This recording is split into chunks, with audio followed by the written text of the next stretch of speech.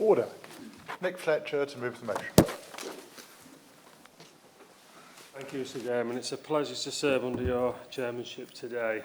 I beg to move that this House considers E-petition 589716 and 617425. First, I want to thank the petitioners for their campaign. I know they are here today. The petitions together have received over 33,000 signatures. The first petition asks the government should appoint an allergy czar to act as a champion for people with allergies to ensure they receive appropriate support and joined-up healthcare to prevent avoidable deaths. The second petition, Owen's Law, asks to change the law around labelling in UK restaurants. It has three parts. It firstly asks that restaurants put all information about ingredients and allergens in their food on the face of the main menu, so customers have full visibility on what they are ordering. It then requires servers to initiate a discussion with customers about allergies on all occasions. And finally, that there should be a register for all anaphylaxis deaths. So those are the petitions. Now let me discuss why the petitioners are asking for this. Sadly, both have suffered unbearable losses. Natasha Ednon-Laperouse died in 2016 after eating a baguette which did not have a complete list of ingredients. The baguette contained sesame seeds which Natasha was allergic to. This caused her to suffer an allergic reaction which resulted in her death. She was only 15, so young. Natasha's parents, Tanya and Nadeem, have already been successful when they campaigned for Natasha's Law, which enforced all pre-packed sandwiches to contain a list of ingredients. This became law in October 2021. The second petition was started by Owen Carey's sister, Emma. Owen had suffered from multiple allergies all his life and was used to ordering meals for his restricted diet. In April 2017, he ordered a chicken burger at a restaurant. He explained his allergies to the server and with no other information available was assured he was safe. However, the chicken was marinated in buttermilk, to which Owen was very allergic. He knew instantly something was wrong. He had a massive reaction and after 45 minutes collapsed and died. He died celebrating his 18th birthday. Again, so young. Both young people with their entire lives ahead of them. We can all clearly see why Natasha and Owen's family want to help stop anyone else going through this. I spoke to the families of both Natasha and Owen so they could explain to me in their own words exactly what they are trying to achieve. I am grateful to them for that. It appears that both petitions go hand in hand. The petitioners both believe that if we had a czar, they would have a champion who could then work with families who have suffered bereavement and charities that want to help, along with frontline staff, proprietors, the supply chain businesses, the Food Standards Agency, and all departments of government which share an interest. A straightforward ask. I will.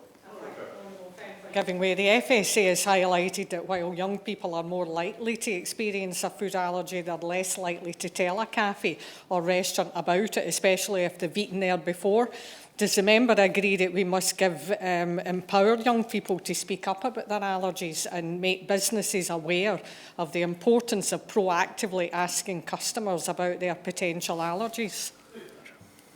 Honourable Member for a contribution. This is exactly right. I was forwarded a list of many people who have actually fell foul to this, and the ages of some of these people was always seems to be so young. And I will definitely come on to what the member has mentioned there. The second petition seems relatively simple too. How difficult can it be to put on a menu what allergens are in each piece of food? In fact, there is a law already to do this, but it does fall short and states by any means, which often means it is missed by those that need it most. The petitioners say the law needs tightening up, but they are flexible in their ask. They say allergens must be on the face of the menu, but could be in paper format or electronic. Asking a server to make sure a discussion is had, again, seems a simple ask. And again, a list of the sad losses could be dealt with through the coroner's office. But as with many things in life, it is not quite as simple as all that. You see, this industry is huge. Billions of pounds are spent each year on food from varying sized outlets. We have all been to a local cafe or McDonald's. Some of us have been fortunate enough to go on some rather expensive restaurants and hotels with branches around the world. And then there are those in the middle, the squeezed SMEs. And there lies the problem. The varying degree of outlets and what and how they serve. For the fast food chains, they give a specification to their suppliers for their food, what ingredients it contains, no variations. That's what they ask for, and that's what they get. But the other outlets, big and small, often get swaps when they order their ingredients, pretty much like what we do when we have an online supermarket delivery. The local cafe may actually be able to cope with this, a good proprietor keeping a check on what they are sent, very few menu changes throughout the year, if any. This may not be too much of a problem. But the large restaurants and some of the independents in fast-moving kitchens may struggle. We have all seen a chef bellowing in someone's ear with 40 covers to do, pots and pans everywhere, hot kitchens with hot atmospheres, young people trying to learn their trade, impatient customers breathing down a server's neck, high-pressure situations, many with open kitchens, all trying to make a living. Mistakes will happen. And then there is the menu change. Many restaurants change their menu frequently to add to the customer experience. They have to offer a variety to keep it fresh and hopefully in season too. But every change brings another problem, another allergy list, and another place for an error to occur. Not as easy as one first thought. I will indeed. 2022 data published the FSA shows that when dealing with the risk of food allergies, smaller manufacturers will focus on the physical separation and secure storage of ingredients. In comparison, medium-sized manufacturers will take further steps such as cleaning between production runs and managing the packaging, labels and transport of products. Does my honourable friend agree that businesses of all sizes should have access to personalised guidance on how they can improve their allergy awareness and risk assessment? Fletcher. For a contribution again, and I will be coming on to that, and I do believe the first petition that asks for a czar will be able to bring all these concerns together, which would obviously help the industry immensely. There are companies out there such as Control Catering that want to work with the Food Standard Agency and the industry to create a single source of truth. They want to work with manufacturers so that all data is seamlessly passed to the end user and obviously us, the customer, the diner. With 50,000 products across a huge supply chain, supplying so many different outlets to 60 million plus people across this land, the petitioners believe this is a sensible idea. The British Institute of Innkeeping and Hospitality Allergen Support UK feel it is sensible too. But apparently the FSA are slow in their response when contacted about this. The industry believes that unless we have a joined-up approach, we could end up putting legislation forward that has the best intentions, but turns out to be completely unworkable. I know there is much more that the petitioners would have me say, but I must move on in the hope that other MPs will add their thoughts on the complexity of this issue. The second part of Owen's Law is that all servers start a discussion with customers about allergies so that customers do not have to ask. Now, my own experience is that this is happening anyway. However, I am fortunate to answer no, so I am unsure how deep this conversation goes if the answer is yes. Stakeholders feel there is training required here for all servers. But I also understand that this industry suffers from a high turnover in staff, and so again, this is not an easy task. I will, yes. Debate for us this afternoon. And just on that particular point, would you agree with me that even though there's a high turnover of staff very often in the hospitality trade, perhaps technology can help us in this regard? And you mentioned earlier about the electronic form and QR codes, and perhaps that's something that might assist even those staff members who might only work in a restaurant for a couple of months at a time, to be able to quickly check when asked what ingredients are actually in the food that they're serving. Remember for his comment, and he's right. And I think as we move forward with the digital age, just options on menus as we discuss, as the server discusses with us, the diners, things like that will be able to be put in place. But maybe the conversation should always be instigated. But if the answer is yes, the server should be assisted by a person in a higher authority, or even the chef if the server is not adequately trained. Again, this may be difficult to implement, but a conversation must take place with an outcome that protects anyone who suffers with allergies. Before I move on from this, though, I do believe there is a responsibility on people who suffer from allergies to make it known. They must play their part. I know many are young, but I am a firm believer in personal responsibility, and we must give the catering industry a chance. Help them to help us. Help if a system is not quite working as it should. And all of us who are fortunate enough not to suffer should support those that do, with being patient and showing a caring attitude when ordering our food together with guests. Maybe even ordering what they order if it is our child who suffers. That would help our children and the restaurateur and show some skin in the game too. If we want change, we should be prepared to bear a little cost ourselves. Make ourselves a little uncomfortable for the cause. The state cannot and should not be the answer to everything. We all should play our part. Finally, Owen's Law asks we maintain a list of all people who have died from anaphylaxis shock. This would not necessarily be for the public domain, or even name where the tragedy occurred, but recorded so that the government and all stakeholders are aware of the size of this problem and aid how we can work on prevention as well as a cure. Professor Adam Fox believes that there should also be a list of near misses. Near misses are recorded in the construction industry. They should be recorded here too. If we know the size of the problem, it may focus our attention on why there is a problem. Why are 40% of the population suffering with some kind of allergy? To me, this is the real question. We can now see why the petitioners believe the introduction of a ZAR could help with the aim of the second petition of instigating Owen's Law. They believe by doing nothing, we will see more tragedies. And if the industry simply states all our food may contain certain ingredients, people with hypersensitivity will stay away. Some stakeholders believe if we move too quickly with poor regulation, we will damage the industry and no doubt close businesses. So do we do nothing? Well, the petitioners and the industry at large agree there should be a change.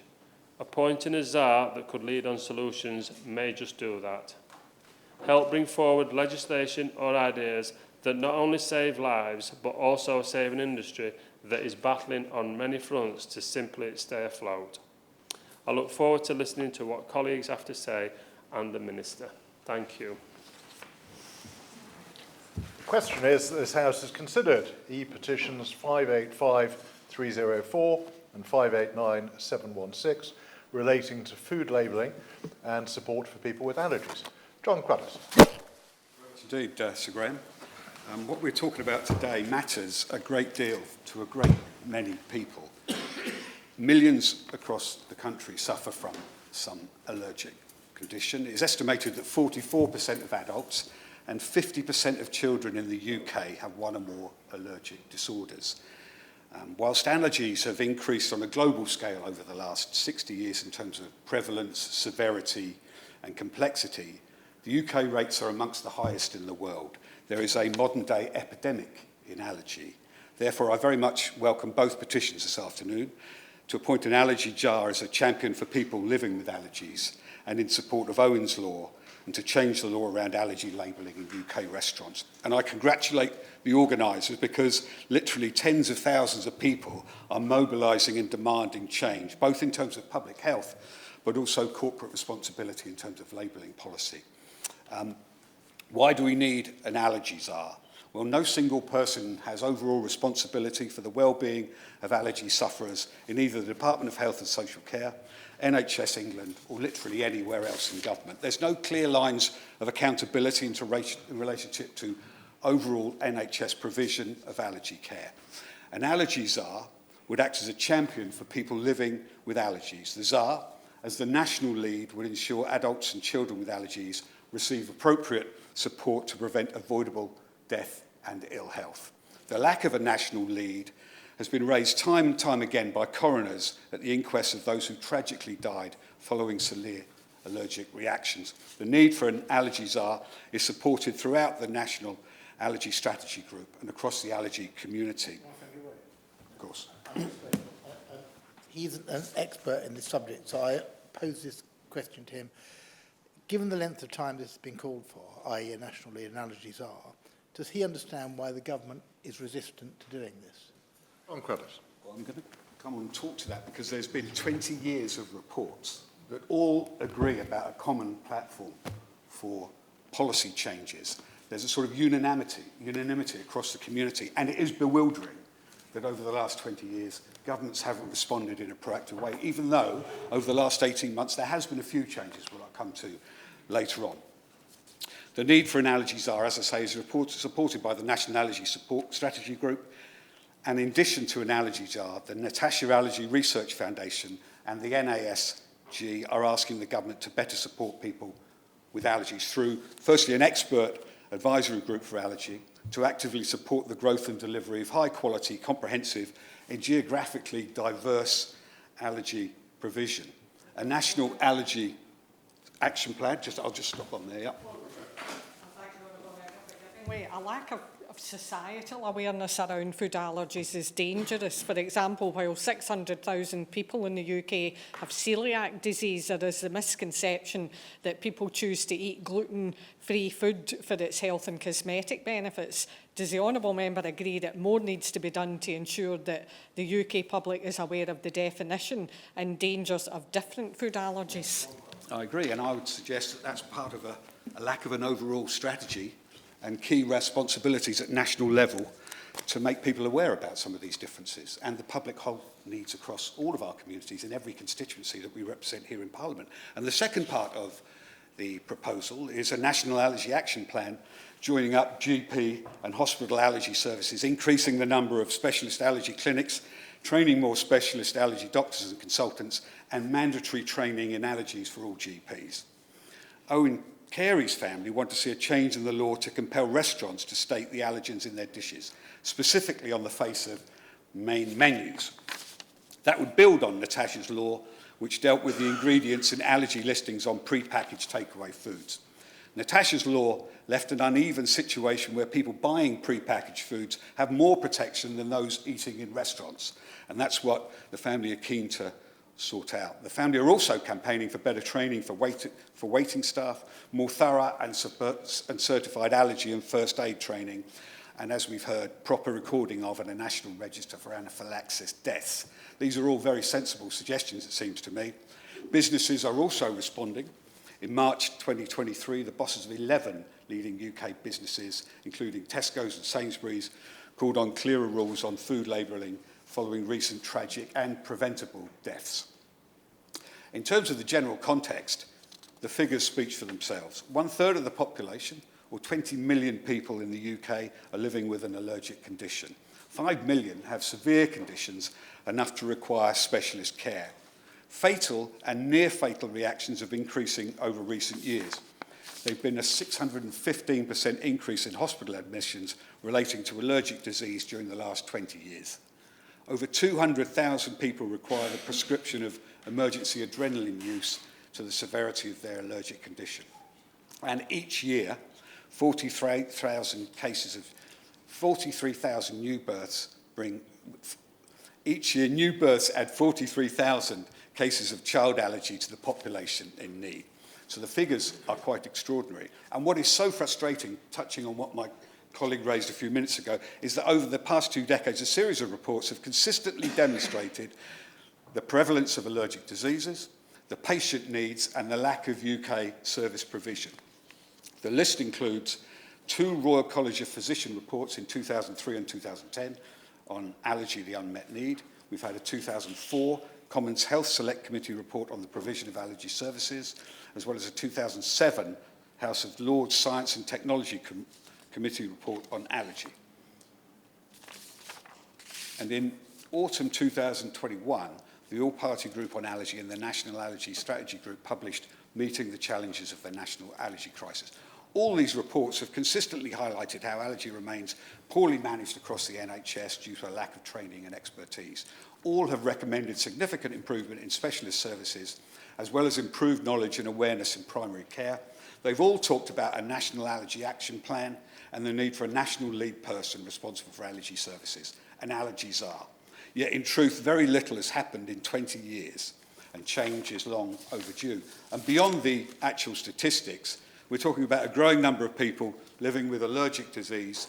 Their condition can have significant and negative impacts on their lives and that of their families. It's affrighting, restrictive to live with a condition which can cause severe life-threatening reactions at any time. Just briefly, the reports I mentioned spanning 20 years have all agreed on 4 key recommendations for change. A national plan for allergy, making allergy a priority, and invest in a national plan led by a designated department head, a national czar, specialist care, expand the specialist workforce as a priority, in primary care, ensure all GPs and healthcare professionals have knowledge of allergic diseases, and in terms of commissioning, ensure local commissioners understand the allergy needs of their population. Now, as I mentioned, I do want to acknowledge some progress over the last year. The previous Minister for Care and Mental Health, the member for Chichester, demonstrated some real commitments in this area, and since 2021 we've established a work programme and an ongoing dialogue between civil servants and representatives from the NASG to support the development of a national plan. I hope this work continues. It should be the right of every sufferer to receive a quality standard of care, and every allergy sufferer should be confident about the food that they consume in restaurants, like the arrangements that successfully operate in other countries, such as the Irish Republic. As mentioned, in December 2022, the Food Standards Agency executive said that due to the need to respond to the deadline imposed by the EU retained law, they had to delay their planned work on Owen's Law. Supporting the petition this afternoon will hopefully put pressure on DEFRA to force the FSA to prioritise their work on Owen's Law before another person dies unnecessarily. So I want to just congratulate all the organisers of the petitions this afternoon, of both petitions, and urge the government to respond favourably to them, because literally lives depend on it. Government action is important, and I hope the government can back both petitions this afternoon. Thank you, Sir Graham. Steve Bryan. Thanks very much, Mr. Brady. Of you to call me so early. I was really keen to make a contribution to today's important debate, which has been ably laid out by my honourable friend for Don Valley, and congratulations to the many people who've signed the petition. It's 13,000, as he said, and I think the second highest number of people who've signed it live in the Winchester constituency, Mr. Brady, which I'll explain why. So it's a subject that I'm interested in, not only as I chair the Health and Social Care Select Committee in the House of Commons. I'm a former public health minister and have sat in the seat where the minister is today many times. But I'm also the constituency MP of Emma, whose lovely brother Owen, and Emma's here today, gives his name to part of today's debate, and obviously one of the petitions and the Owen's Law campaign, of course. And the House will wish to note that I met up with Emma on Friday in Winchester, and heard a bit about her little brother, the tragic circumstances in which he lost his life, and the brilliant campaign, I have to say, that her and the family have put together in his memory. They've hot-footed it from Manchester, where they were on the BBC Breakfast sofa this morning. So it's really great to have them here in the gallery today. Now, the Health Committee recently launched a major new inquiry, as I've said a number of times in this chamber, into prevention of ill health. It's a subject that I'm passionate about. It's one of my top priorities as chair. Obviously, prevention covers a huge range of topics, and that's one of the reasons why we've decided to theme our inquiry around 10 key work streams, which we'll be exploring over the remainder of this year and probably into next as well. A very high number of the submissions that we received to our initial call for evidence were related to food. And although there are perhaps more obvious topics that spring to mind when talking about food and prevention, such as the whole obesity agenda, for instance, I think it's really important that we don't lose sight of just how crucial preventative work is when it comes to supporting people with food allergies and intolerances. So today's debate, Mr. Brady, on these 2 e-petitions, I think perfectly illustrates this point. In the case of Owen, whose sad death at the age of just 18 gave rise to the campaign for Owen's Law, and Natasha, who we've heard about as well, these were simply avoidable deaths. They really could have been prevented if there had been better information available about allergens. And I agree with the honourable gentleman from Dagenham about levelling that playing field. I think he put that very well. So to avoid other families suffering the same awful loss that Owen's family and Natasha's family have experienced, it is absolutely essential that the government looks at what more can be done to pull together all of this work that's been done over many years to ensure that people with allergies have the information they need to make informed decisions about what they can and cannot eat. I was really encouraged to see in the government's response to the petition about Owen's Law that the Food Standards Agency met with the Carey family to discuss their proposals, and the agency committed to working with the department to consider how to improve the provision of information to people with food hypersensitivity. But that response was issued back in 2021. So I hope today the Minister can provide us with an update on how that work is progressing. Alongside improving the provision of information about allergens, it's really important, as we've heard, that research continues into food allergies. So there is an improved understanding of how to prevent complications relating to those allergies in the future. Ministers should look to the work proposed by Professor Adam Fox at the British Society for Allergy and Clinical Immunology in this regard. Again, I was encouraged to see in the response to the second petition that the government highlighted the more than £2 million that was allocated by the National Institute for Health Research into food allergies over the preceding 5 years. Again, though, that response dates from 2021, so I hope we can have an update today. I understand the Food Standards Agency will discuss these changes proposed under Owen's Law at their June board meeting, which is very good news. Will the Minister ensure that the strength of feeling in the House today is fed into them ahead of that meeting? Specifically, I think specifics are important here, we're talking about Regulation 5 of the Food Information Regulations dated 2014. They simply oblige restaurants to provide allergen information accurately, quotes, by any means, which could literally mean anything, just a passing verbal reference. In short, what Owen's Law campaigns for is to change those words by any means to writing that vital information on the menu.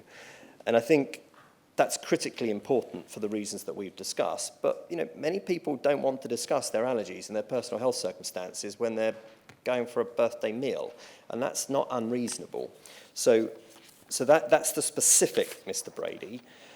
I trust the Minister will agree with me that it's essential that we make progress in this area and do so fast. The member for Dagenham said about all the work that's gone on over a decade or more in this respect.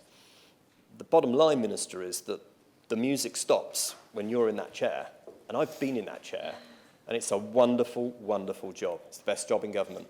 It's the great opportunity, and the opportunity is yours at this moment, so grab it.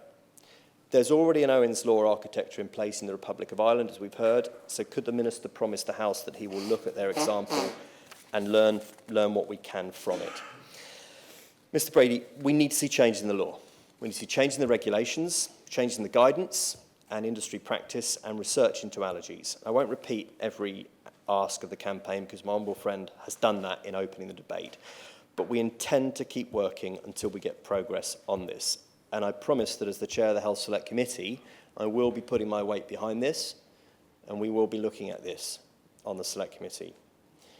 Now, Owen had a range of allergies, and although just 18, he'd become very well versed in managing them. And, that got to 18 in managing them well. school lunches, trips, holidays. I've heard that, you know, they had to work so hard to manage them. Owen didn't have to die, Mr. Brady, but he did because he went out for a meal to celebrate his 18th birthday.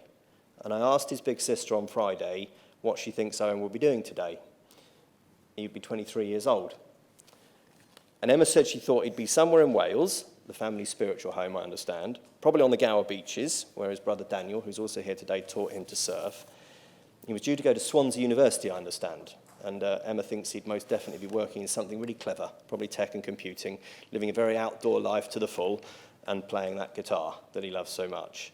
He can't do that, Mr. Brady. He can't do any of that now, and that's a tragedy. But we can do something to ensure that his death wasn't in vain, and Natasha's, and to ensure others don't end up in the same position. There's a saying that I like to refer to often in this place, and I used to have it on my desk when I had the minister's job, is that for a moment like this, and you can complete the sentence with anything you like, for a moment like this, we are in Parliament. Please, let's seize the opportunity. Thank you. Sarah Green. Sir Graham, Thank you, Sir Graham. It's a pleasure to serve under your chairmanship, and I'd like to thank the Honourable Member for John Valley for opening this debate and all those who signed both petitions. I'd like to start by expressing my support for the appointment of an allergy czar to act as a champion for allergy sufferers.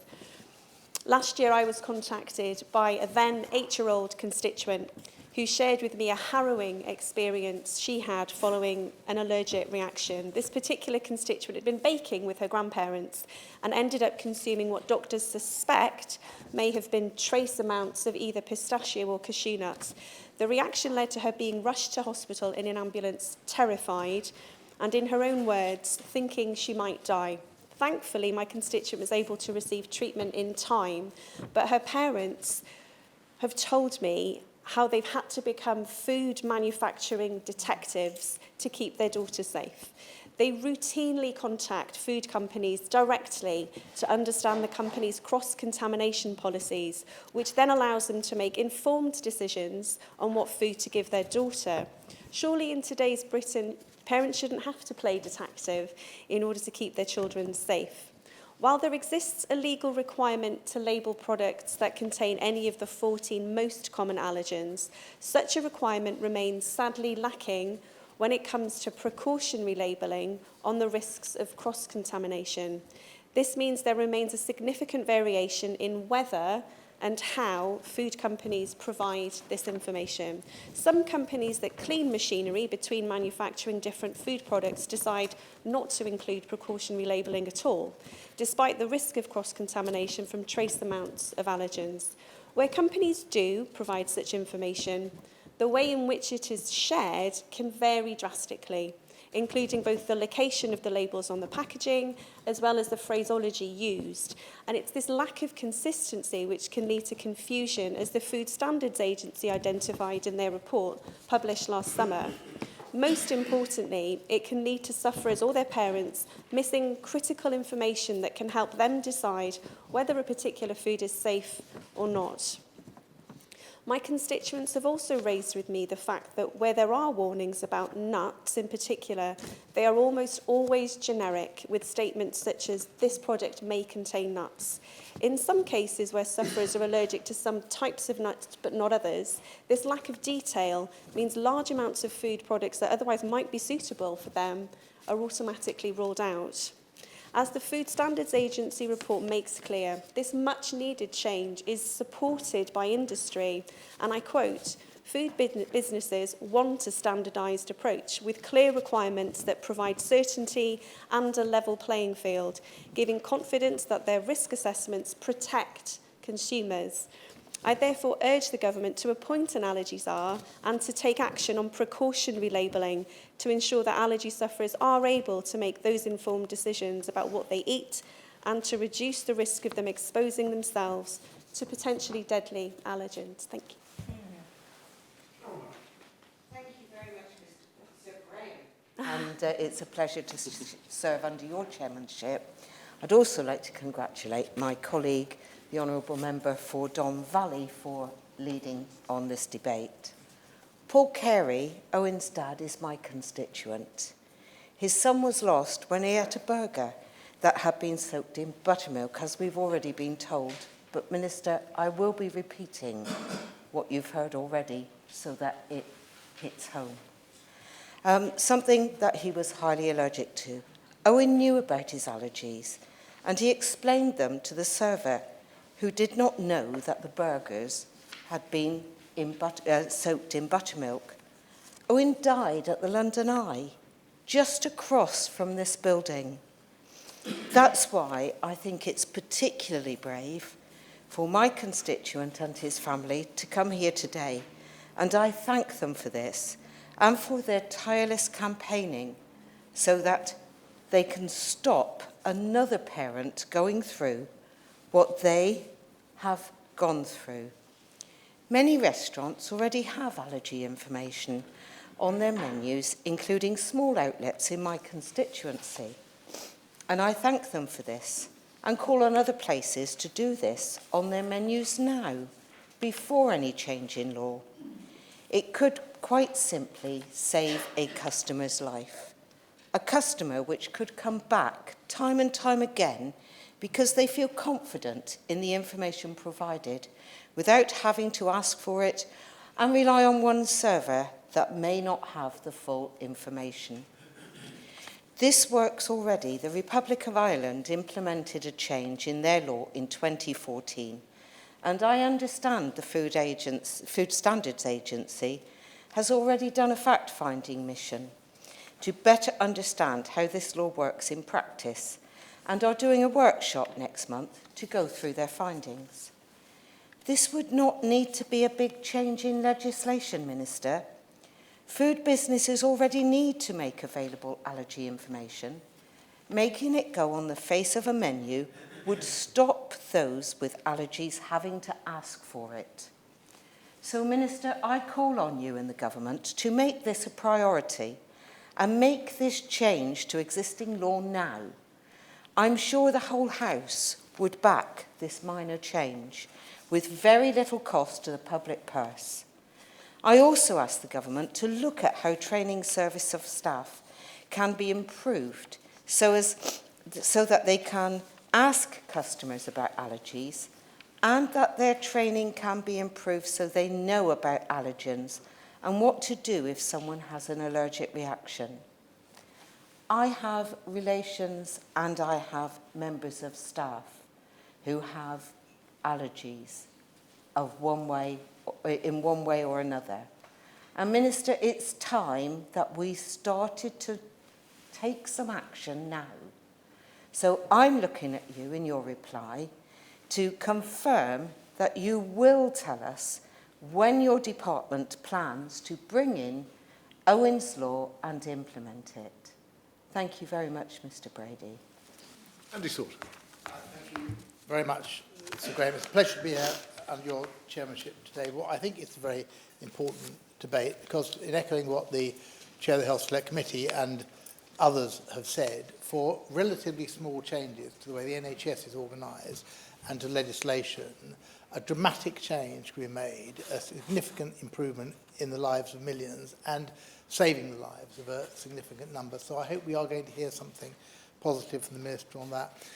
And could I also thank the Honourable Gentleman who opened the debate, particularly for the comments which he made about Natasha Ednan-Laperouse and her family, and the sensitive and compassionate way in which he dealt with that particular tragic death. Natasha and the family are my constituents, and we've heard that Natasha died from eating a pret-a-manger sandwich which was inadequately labelled at the age of just 15 years old. And it will stay with me for the rest of my life, the afternoon I spent with Nadim, Natasha's father, as he described his experience from a happy holiday, going out, getting ready, excitement, getting ready to fly, taking the normal precautions she did as someone who knew about her allergies, in this case to sesame, and ended with her awful death. I don't want to dwell on that. I'm very pleased to see Tanya, Natasha's mother, here today. I have obviously huge sympathy and compassion for the family, but I've also got huge admiration for them and for everything that they have done in commemorating Natasha's life, but in going far beyond what many people could do, have done, in ensuring that the lives of others have been improved. Not only setting up the Natasha Allergy Research Foundation, which we've heard about, but in pioneering Natasha's Law that came into effect in 2021, which requires food businesses to include full ingredient labelling on pre-packed for direct sale foods. And that filled an important gap in the food legislation and food safety. And of course, Owen's law would do exactly the same in another respect. And I'm his family here today, and I praise them also for having the courage and pursuing this matter. And I hope that because of the efforts those families have made, we will see a positive response, because although we have made those steps forward, and they're important steps forward, there is still a lot of work to do. Hence these petitions, and hence the debate, not only today but last week in this chamber. The petitions received a very high number of signatures, and some of the highest were from my constituents, and I think that shows how a case like Natasha's can have a profound impact on not just the family but the whole community. I'm very grateful to my honourable friend, the member for Dagenham and Raynham, for securing last week's debate, marking Allergy Awareness Week, and also his speech today. And I looked carefully at the Minister's reply, and I'll come back to some more detail in a moment, from that debate last Thursday. And unfortunately, I heard nothing about steps towards appointing an allergy czar in that response, something that the allergy community are telling us is needed to keep people safe and research moving forward. As we've heard in both debates, allergies in the UK are on the rise. Around 1 in 3 people have an allergy-related disorder, and over the last 20 years there's been a more than 600% increase in hospital admissions due to allergic diseases. But it's not just the numbers of allergy sufferers, it's also the severity of the symptoms which are escalating. Over 200,000 people in the UK are requiring emergency adrenaline on prescription to manage their allergy. The very real and ever-present risk of death from an allergic reaction is an ongoing trauma to families and parents of young children who have an allergy condition. As we've heard, around 50% of our child population now live with an allergic condition. Many of our schools have rightly become nut-free zones due to the numbers of children who would be at risk if someone were to bring in a nut-based food in their lunchbox. Children go to school with medication bags, including EpiPens and adrenaline, in case the worst happens. We shouldn't underestimate the distress and anxiety this can cause a child. They must learn from a very early age the consequences that can come from eating the wrong things. The weight of this on a child is really quite unfathomable, and yet we do not have anybody within Department of Health and Social Care or NHS England who is responsible for a strategy to tackle allergies. We know this is a growing problem and research is desperately needed, but to ensure that allergic conditions get the focus they need, there has to be someone appointed to champion the issue. Given the current state of the NHS, we all understand that resources are stretched. But if the government will commit to an allergy lead along with funding, it would allow someone to take ownership of the matter and drive forward a strategy to improve the lives of those with allergies. If I may, I would like to give a brief, at least recent history and timeline of the lack of progress that's been made in appointing an allergy czar. Back in January 2020, inquest was held into the death of another young person who tragically died as a consequence of an allergy, and that was Shante Torre Thomas. Emma Torre, Shante's mother, said, following that inquest, nothing will ever bring our beautiful Shante back to us. What has kept me going throughout this process is knowing that she would want me to get answers and make sure the same thing doesn't happen to anyone else. The coroner highlighted the fact that no one person in the NHS England or the Department of Health is responsible for allergies, and it's quite clear we need an allergy czar to coordinate and implement steps to prevent others from suffering avoidable deaths like Shantae's. And following that inquest, the Prevention of Future Deaths report, and it's interesting that we still have, it's another issue, not an issue for perhaps today, we still have no compendium, we don't have access to Prevention of Future Deaths report. We rely on them, they're very important as individual reports. But again, I'm sure if we had a better organisation of the way that coroners report, this would become a much more an issue which had much greater public attention. But in this case, in Shanti's case, the coroner said, no, in his report, there is no person with named accountability for allergy services and allergy provision at NHS England or the Department of Health as a whole.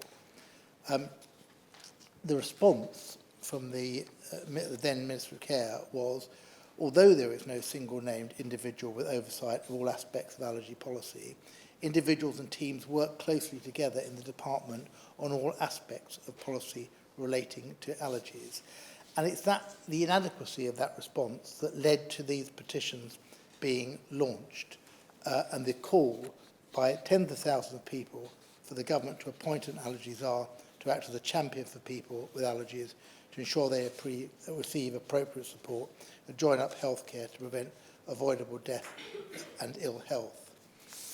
Now, following those events in June 2022, Natasha's foundation met with a new health minister who showed an interest and reassured the meetings that meetings were ongoing with National Allergy Strategy Group and indeed the member for Dagenham and Rainham.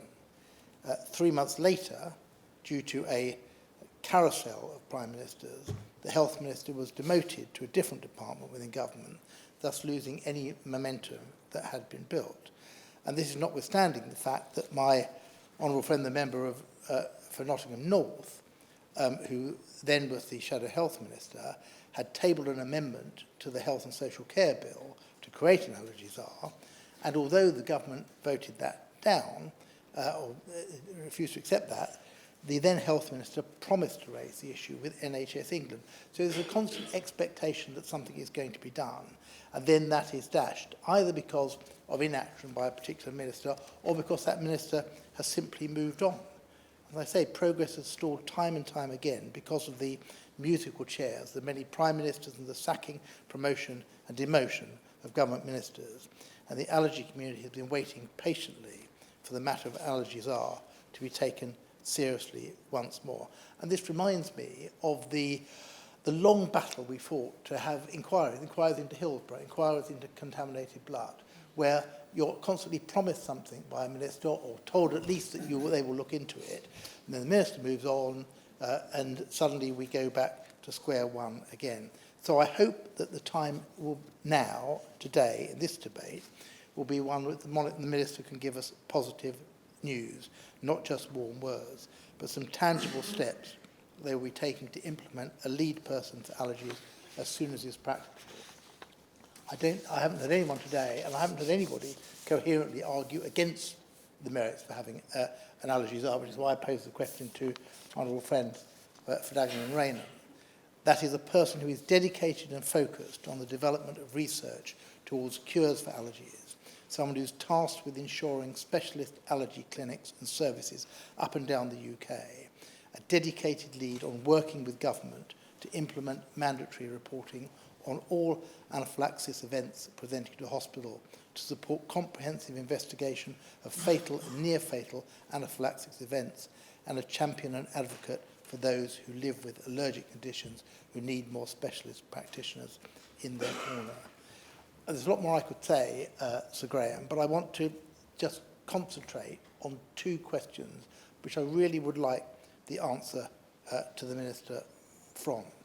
The first is, in relation to the appointment of an allergy czar, can I just remind him what his colleague said in responding to the debate on Thursday? It was this: there have been calls over recent years, I've heard them echoed today, for stronger leadership on allergy. I'm pleased to take this opportunity to outline the allergy leadership that we already have in place.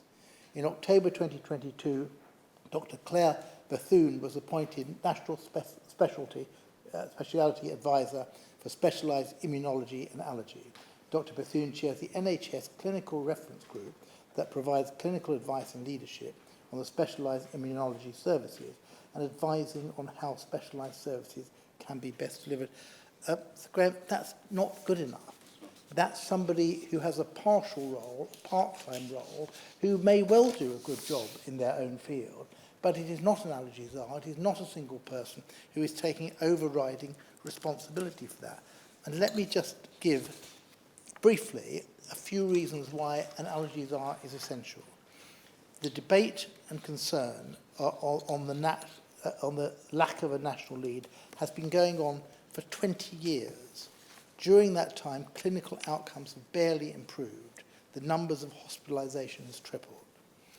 An advisor who specialises in immunology and simply chairs the existing clinical reference group does not meet the requirements for a national allergy lead. Allergy is currently managed by too many different professional groups.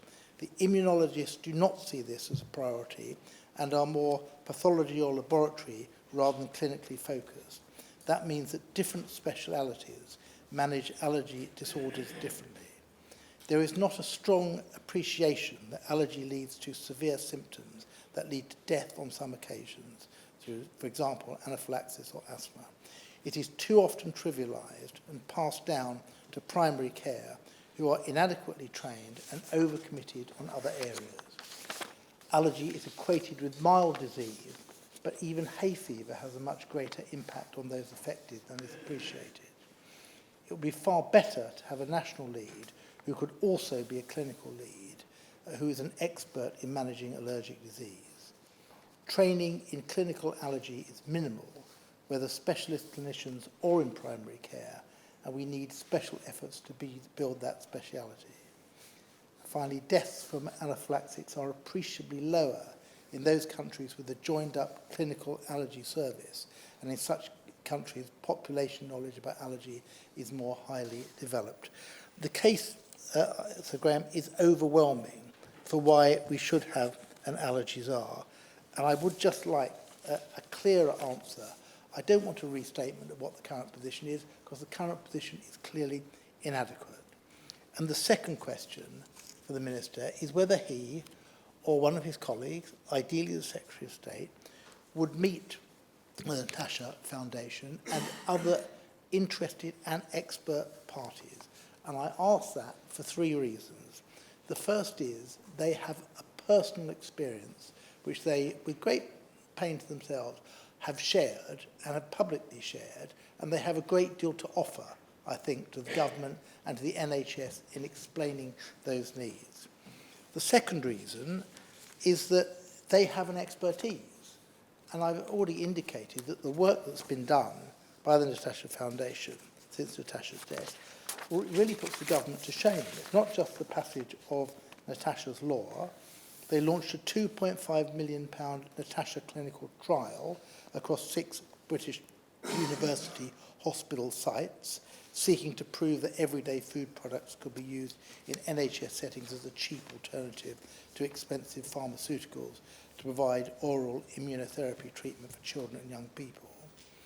They also funded bursaries over 4 years for students and healthcare professionals at the University of Southampton on the internationally recognised allergy master's degree and PhD courses at this world-leading allergy research centre. And they organised a global allergy symposium in September last year, hosted by the then Prince of Wales, now King Charles, at Dumfries House in Scotland, home of the Prince's Foundation, to discuss allergy and the environment, attended by 16 of the world's leading allergy scientists. That's one family, one foundation, and I ask what the government has done during that time that compares with that. And the third reason is, I think the government, third reason why a meeting is necessary, is that we've waited too long. I've talked about the musical chairs of ministers coming and going. It is long overdue for a minister to sit down seriously and talk to the Tash Foundation and other interested parties and confront this issue. I'd love to hear the minister say today that the government is now going forward with an allergies are. If he's not going to say that, I would ask him to say that he will sit down and seriously listen in detail, far better than the people in this room can do so, to the reasons why that needs to be done. There are lives lost here, and there are lives at stake. And as I said, as I began my remarks with, that the minister's response today can make a huge difference to how we go forward on this issue. Thank you very much, Sir Graham. It's a pleasure to serve under your chairpersonship, and I want to thank the member for Don Valley and the Petitions Committee for bringing this vital debate forward. I'd also like to pay tribute in this moment to Owen's families and Natasha's and all the people who have come to this debate today. Thank you for coming here, because I know how painful it must be for all of you. And I'd also like to thank the many thousands who signed the petition. Last month, Owen should have turned 24. This should have been a time of joy and celebration for him and his family. Instead, due to a tragic and preventable failing, he died less than 300 metres from this building. Diagnosed with severe food allergies at just 6 months, Owen was always careful with managing his allergies to avoid triggering a reaction. On the day that Owen passed, he took the time to inform the waiting staff of his allergies, but due to a miscommunication, the information was not passed to the kitchen. This led to his consumption of a chicken burger that had been marinated in buttermilk. Despite the presence of one of the most common allergens, dairy, this information that was only contained in the small print on the back of the menu, not alongside the products. This is in line with Regulation 5 of the Food Information Regulations 2014, which requires restaurants to collate allergen information already, but allows for this information to be delivered by any means. The current regulations are not going far enough in informing customers what allergens might be a part of their meal. Instead, the onus is unfairly placed on those with allergies to inform their servers. This cannot be right. Since Owen's death, untimely death, his family have campaigned tirelessly for common sense changes to be made by altering the legislation so that it reads on the face of a menu, instead of by any other means. This would be much like the vegan and VE vegetarian symbols displayed alongside vegetarian and vegan products in restaurants. And I praise the restaurants that acted unilaterally to display allergen information prominently on their menus. This is a straightforward step that could save lives. The number of those with allergies in the UK has steadily risen, and an estimated 1 in 3 people are affected. Owen's Law would benefit the millions of people in the UK who are allergic to a food product or who care for someone who is.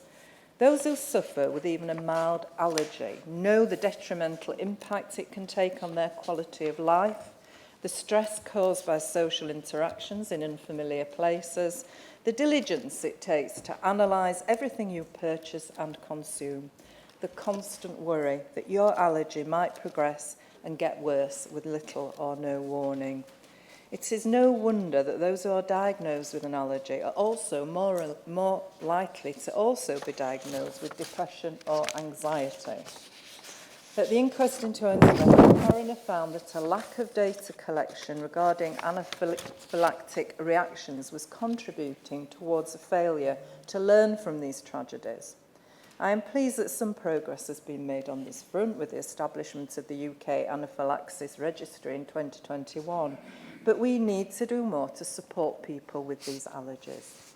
The last 20 years have seen minimal investment into NHS allergy services, and I support calls for an allergy czar to advocate on behalf of those with allergies, alongside an increased number of allergen clinics. We cannot eliminate allergens entirely, But one thing we can do is advocate for Owen's Law, which would build on Natasha's Law and ensure that allergen information is displayed along food products in restaurants, providing the proper information in the most accessible manner possible. I do beg the Minister today to ensure that action is taken. No one has disagreed in this room today. Everyone has been in favour for more resources to be deployed in this area. For there to be a czar who runs a strategy, a proper strategy with the proper financial resources, the proper research behind why so many people are allergic to various products, but also the legislation. You know, let's change the legislation. The Minister, you are there. You have got this opportunity to actually stop many more parents having to think the unthinkable about losing a child or a family member when these deaths can absolutely have been avoided if we have the right services and the right legislation in place. Thank you. Thanks, Sir Graham, and it's an absolute pleasure to serve under your chairmanship today. And I'd like to start by congratulating the Honourable Member for Don Valley, who opened the debate on behalf of the Petitions Committee. And it's an extremely important debate, very poignant for many people here today and for people right across the United Kingdom who have been affected by allergies and also by inadequate labelling and inadequate service provision, as is currently led, as we've heard, to the tragic deaths that have been relayed today. And I thank very much the families and everybody for the work that they have done and also that they will continue to do in this space until the allergy czar is appointed, as has been agreed by most people, in fact everybody that has spoken so far today. I think the Honourable Member set the scene perfectly. He has asked for the allergy czar to be appointed to address the important issues raised. He's also highlighted why it is just so vital that menus should be explicit. And it was also raised in another point that, yes, people can have a discussion about their health-related issues at the dinner table, but perhaps that's something that not everybody feels comfortable doing, and that's exactly why it's so important, I think, that the menus themselves are explicit and that that issue is taken forward with prominence. He also spoke about the numbers of people affected and also why it's so very important that we have accurate data, including not just those who have been impacted, but those near-miss cases as well, because only with that accurate data can we understand the scale of the issue and the prevention that is needed. And he highlighted very sensibly also some of the difficulties for the trade that there may be in terms of implementing changes needed. But my goodness, when young people's lives are at stake, how very vital that those changes are made and that we work together with industry to ensure that they happen. I'd also like to thank the Honourable Member for Dagenham and Rainham, who highlighted that this is a corporate responsibility across government and that we have been waiting 20 years, which is far too long and far too many lives lost in the interim in terms of making sure that the strategy comes together and the czar is appointed and that government implements the policies that are so desperately needed.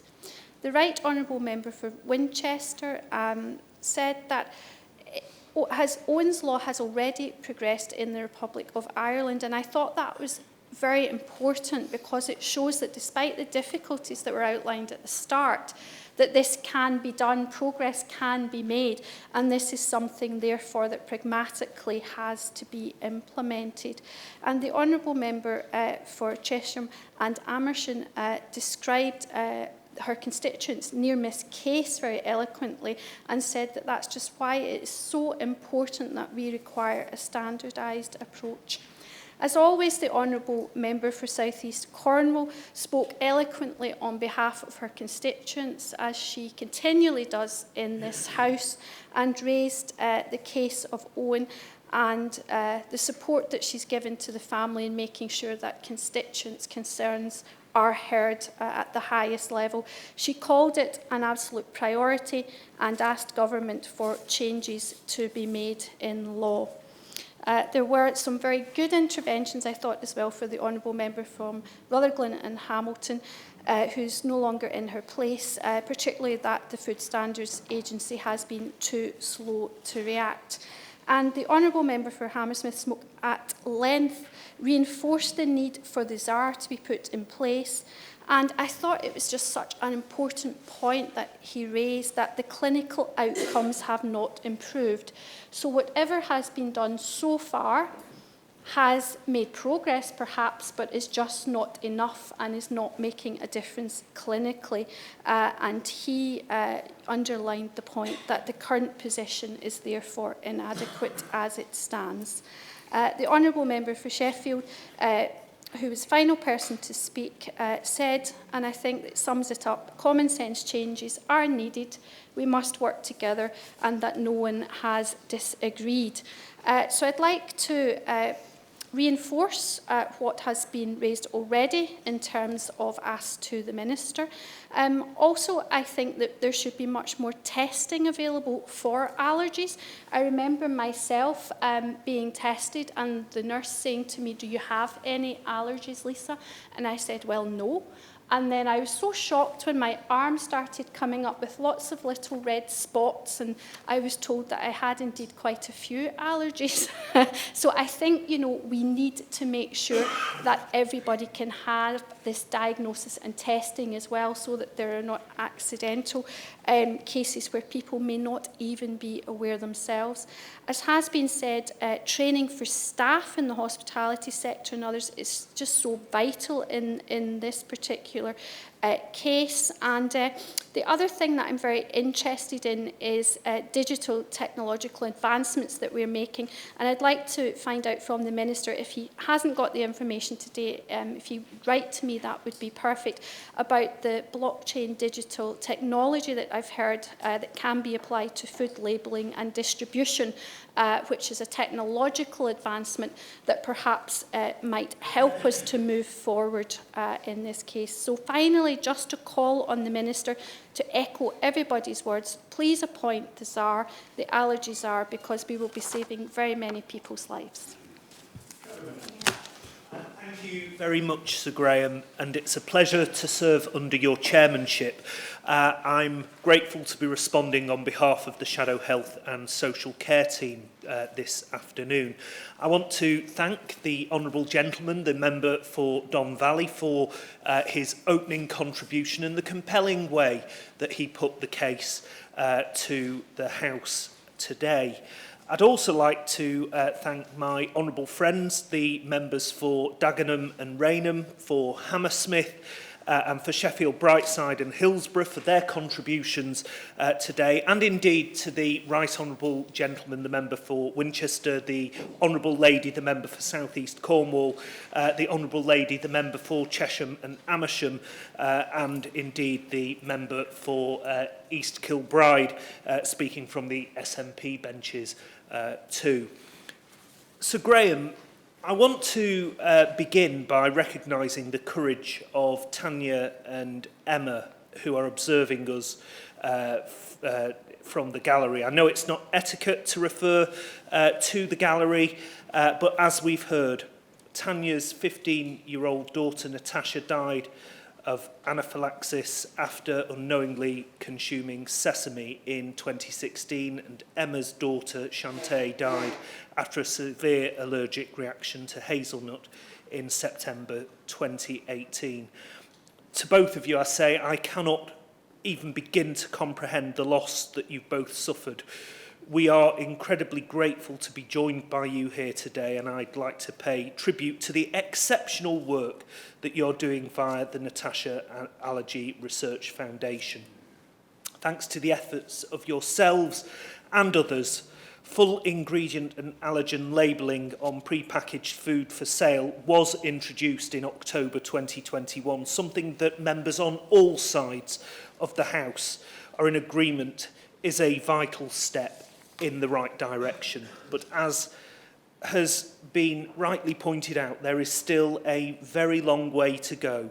The UK now is in the top 3 in the world for the highest incidence of allergies, with hospital admissions for food-induced anaphylaxis tripling over the last 20 years.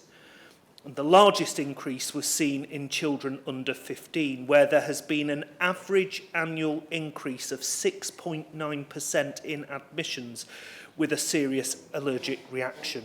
Across all allergy sufferers, 20% live with a severe debilitating form of their condition. And the case for action, Sir Graham, could not be clearer. We are here today to respond to 2 petitions. The first one relates to Owen's Law, named after Owen Carey. And I pay tribute to Tanya and Emma. I also want to pay tribute to Paul and Emma and Owen's family, who also join us today. Owen was an 18-year-old who we've heard already tragically died after eating a chicken burger marinated in buttermilk, which he was allergic to. Despite checking the menu and making his allergies clear to the server, Owen collapsed 45 minutes after his meal, and he was unable to be resuscitated. I know that the Food Standards Agency is considering what steps to take to increase the accuracy of allergen information on non-pre-packed food, but I would be grateful if the Minister could provide an update on the development of Owen's Law and what recent discussions he has had with the FSA on this vitally important issue.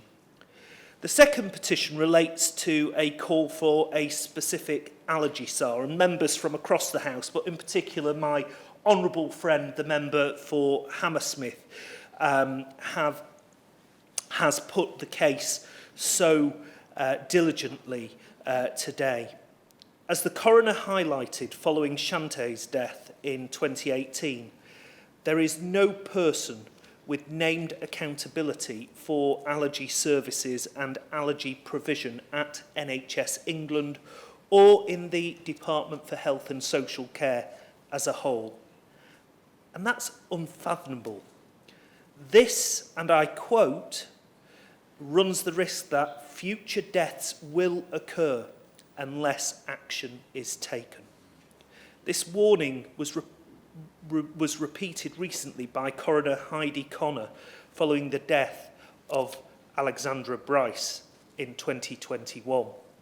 Now, whether you want to call it a SAR, a lead, or just someone with named accountability, we have now had 2 senior coroners make a similar recommendation to government that someone should be appointed to take responsibility for allergy services here in England.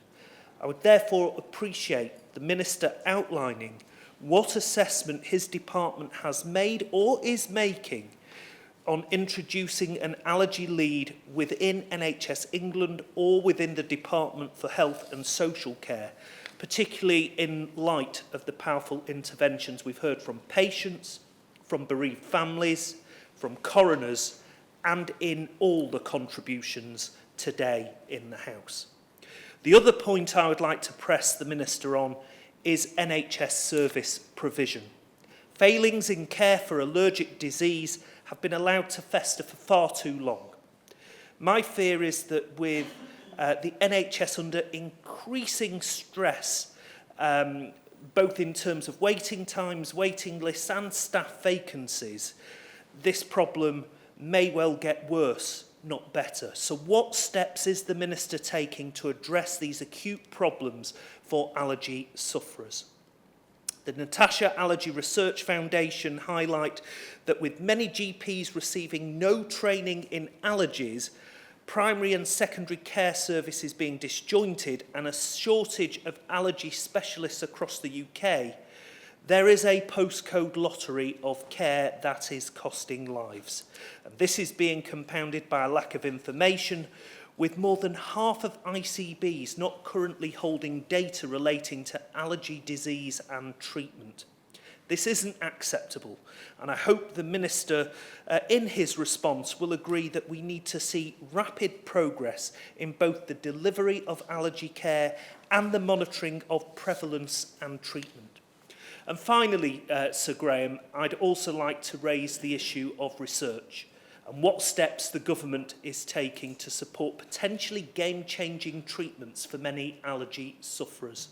I'm sure the Minister will agree that we want to see a world where allergy diseases are eradicated, and any update on this issue in the field of research would be greatly appreciated by members from across the chamber, because we all want to see improvements in allergy care, and we want support for those living with allergic diseases. We owe it to Tanya, to Emma, to Natasha, to Shante, to Owen, to Alexandra, to all the families who've lost loved ones due to avoidable and treatable allergic reaction. So I sincerely hope that today's debate instigates a step change, and that together we can work towards a future where allergies are cured and where those living with allergic disease are properly supported. Thank you. Thank you, Sir Graham. I should begin my response by thanking my honourable friend for Don Valley for securing this debate. He did an excellent job of setting out the issues. And I should thank all the other honourable members who are here today and have contributed. I found myself making copious notes, and there is a lot for me to take away and work on. Further, I should also thank the thousands of individuals who signed the petitions that triggered this debate. It shows the strength of the desire and the demand to improve the treatment for those suffering from allergies. And above all, Sir Graham, I must thank the families and friends of the victims who are here in the gallery today. I am terribly sorry to hear about your loss, which is awful to hear about. And I also pay tribute to you and thank you on behalf of the government for all the work that you've already done to improve safety and to try and make sure that others don't suffer in the way that you have suffered. Let me use this debate to set out some of the work that is underway on all the different aspects of this question in both the Department for Health and Social Care and also the Food Standards Agency. As has been mentioned so far, food businesses are all under the same legal obligation to provide information at the point of sale indicating the presence of 14 major allergens. And Natasha's law, which has already been mentioned, which the government introduced in 2021, requires all pre-packed direct sale food, like grab-and-go sandwiches, to have a label which shows the ingredients and allergens. This is so important for people with allergies so they can feel confident choosing food which is safe.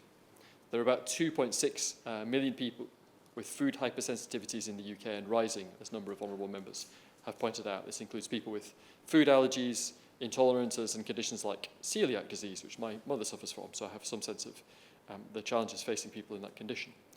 The Food Standards Agency is working to address the needs of these consumers so that they can all make safe and informed choices about the food that they buy. But of course, for people with potentially life-threatening reactions to certain food, that trust becomes much more important. The Carey family is already driving awareness on these issues and the issues that people with life-threatening allergies face. The FSA has met with the family several times over the last few years and absolutely recognises the very positive impact that just the campaign for Owen's Law is already having. We need to consider all the changes that we might make to the law carefully to make sure that there are better safety outcomes for allergen sufferers and to avoid any kind of unintended consequences for consumers. There is, as already been mentioned by honourable members, a workshop taking place at the start of June with the families and others to look at how we go further. The FSA team, to answer a question put by the chair of the Select Committee, have indeed been over to Ireland to look at their law and to study how that is working. I'm not in a position to make an announcement today, but everyone, I am struck, everyone involved agrees that there is room to do better, and nothing is off the table at this point in time. We are thinking about a number of different issues as we think about how to improve labelling for people who have serious allergies. One of the challenges, and these are not arguments against doing anything, they're just issues that we have to grapple with as we work out how to make progress. And one of the issues is how do we avoid out-of-date information, potentially dangerous out-of-date information, being on menus, particularly for smaller businesses, smaller restaurants, which have more frequent changes to their ingredients. We can't have false reassurance. I remember when I worked in a Chinese restaurant, I was often sent out on the day to go to a supermarket to find ingredients, and it would often change what was in what we were serving up. So we absolutely, for those smaller businesses, can't have out-of-date information on menus. I'll happily give way to my honourable friend. Thank you very much, Minister. Can you really explain to me then how some small outlets in my constituency actually list the allergens on their menus when you're saying that this is an obstacle? Just to reiterate what I said at the start of my remarks, I'm mentioning some of the issues that we have to solve, not presenting them as insuperable obstacles to doing what a lot of people are calling for. Another challenge that we have to grapple with, that we are grappling with, just to lay it out for honourable members, is how we avoid some smaller businesses taking away a lot of choices for people with allergens by simply labelling too many items as containing them. If they have a small kitchen that is working with lots of different products where multiple allergens are being used, we can't take away lots of choices for people with allergens. We want them to have that freedom of choice that everyone expects to enjoy, but safety at the same time. I'm absolutely happy to give way on that point. Making some very good points, but just on the last one, surely it is more sensible, even if some outlets are being more overcautious, to be overcautious rather than put people's lives at risk.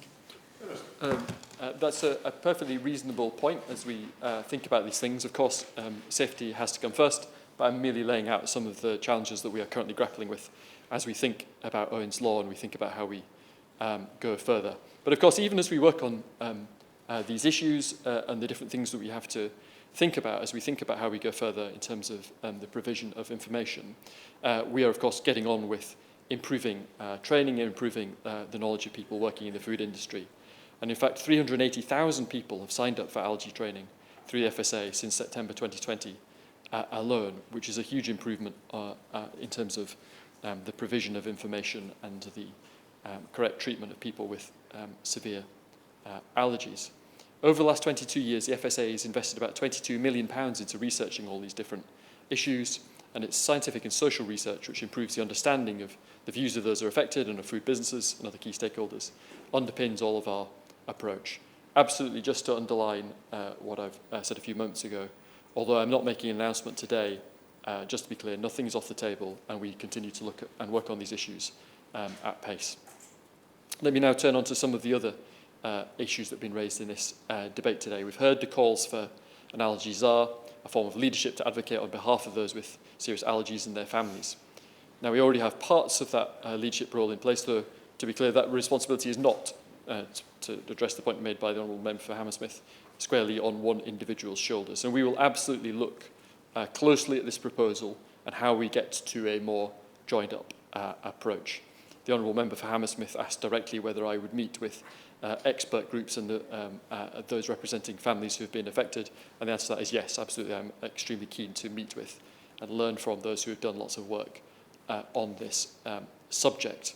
Now, recognising that it is not what those who are campaigning for a single joined-up czar are asking for, it's worth setting out a little bit about how the current operation within NHS England works and what it is doing at the moment.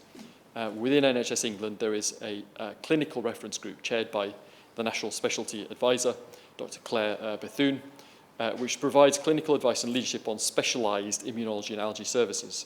And the membership includes clinicians, commissioners, public health experts, and patient and public voice members to try and capture the insights of those who are most affected by all these things.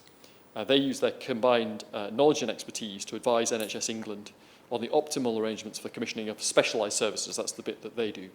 And that includes developing national standards in the form of service specifications and policies. And these are tremendously important, as honourable members know, within the NHS in terms of defining what services must be available. The CRG is in the process of commencing a review of the current service specification on specialised allergy services. And the output of that review will be an updated specification which references up-to-date guidance and takes account the very latest evidence to clearly define the standards of care for commissioned specialised services, including transition into adult services as well. And that CRG, that reference group, is just one tool we have at our disposal to address the multifaceted challenges faced by those with allergies. Officials across government are working with the National Allergy Strategy Group to consider how we work more effectively together through the likes of an expert advisory group for allergy. The arguments I've heard today will have struck a chord with many people listening across the country, and I'm certain that it's right that we continue the conversation about how we work in a more joined-up way in the future. In terms of ensuring that we have the right mix of staff working to support people with allergies, in recent years there's been a 100% fill rate for doctors going into the two training pathways that are most relevant, allergy and immunology. And NHS England will continue to identify priorities for investment in this space, in line with the express service priorities of the NHS across all medical specialities and the wider workforce. And that work will be complemented by the forthcoming long-term workforce plan. Through that, we've commissioned NHS England to develop a long-term plan for the NHS workforce for the next 15 years, and we've committed to publishing that plan shortly. It will include projections for the number of doctors, nurses and other professionals that will be needed in 5, 10 and 15 years' time, taking full account of improvements in productivity and the need for particular specialisms and skilled people to deal with things like immunology and allergy. Most people with an allergy can be cared for within primary care settings, with services planned and commissioned by their local ICB, but specialised allergy services are also provided for patients with the most severe allergic conditions, or those who have common allergic conditions for which conventional management has failed, or those for whom specialised treatments are required. In the current financial year, 23-24, these services are jointly commissioned by NHS England specialised commissioning integrated care boards together in line with the published service specification. And all patients have access to these specialised services. Specialised services are required to be compliant with the service specification, including the need to have physicians, dietitians and nurses who are specially trained in allergy or have had long specialist expertise in the practice of allergy management and have up-to-date continuing professional experience. All of this work is serving to improve the lives of millions of people who've been impacted to either a greater or lesser degree by allergy. Clearly, there is much more that remains to be done, and working together between government and those who have personal experience and great expertise is going to be central to driving forward continuing improvements to build on the work that's already been done and the changes that have already been made. We want to work closely together with those who are most affected in future to improve the care and service provision for those who've got serious allergies so that they can live full, meaningful and safe lives. Nick Fletcher has lined up the debate. Thank you, Sir Graham. Well, I hope the petitioners believe that they've had a good debate today. We've heard an awful lot from an awful lot of people who understand this subject and all want to help bring this all together and make sure that incidents and tragedies that have happened to the petitioners don't happen again. It does seem to me that there is an awful lot of work that's going off, but like in many cases it's silo working, and a ZAR would be able to bring all that together and we could really make some pace with this to stop tragedies like this happen again. I think one of the easiest things that people, restaurants could do is just say that all their menus may contain something, and although that would cover them off in some things, that would take away choice for an awful lot of people. So we do really need to get ahead of this, and we need to look at it and see what we can do so that we've got as much choice for everybody, that everybody can dine and eat safely. And I believe that Azar is probably the best way forward to start on with that. I appreciate the Minister's comment saying that he actually acknowledges that there is an issue there, and also that he's made copious amounts of notes so he can take that away and he can work through that with his department too. I do refer back to the personal responsibility part that I said on this. Obviously, there's still work to be done, and so to make sure that these tragedies don't happen, if we could all work together to try and help individuals who we know suffer, work with them, support them, help them, make sure that those questions get asked if somebody does forget to say something.